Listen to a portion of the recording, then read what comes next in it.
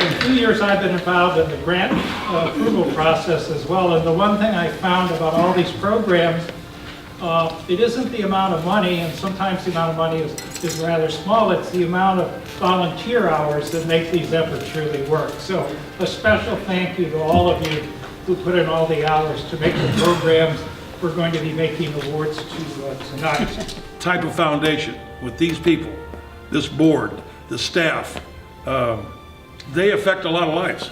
This foundation affects a lot of lives. We have every year for several years now, we've stocked sealable bags with hats, gloves, hand warmers, socks, some snack items, things like that, to help the homeless, to try to give them a hand up, not so much a handout.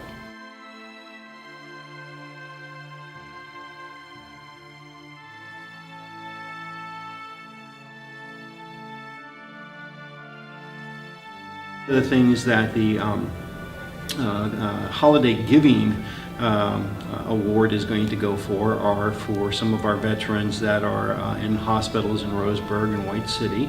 And then we'll also do a holiday basket program for our kind of like forgotten veterans, the ones that live by themselves.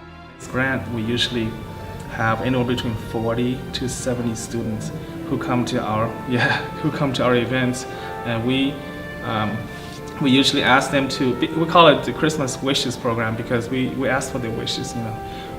If you could get anything, say, depending on the amount of money we have that year, we'll say under $10, what would you wish to get during Christmas?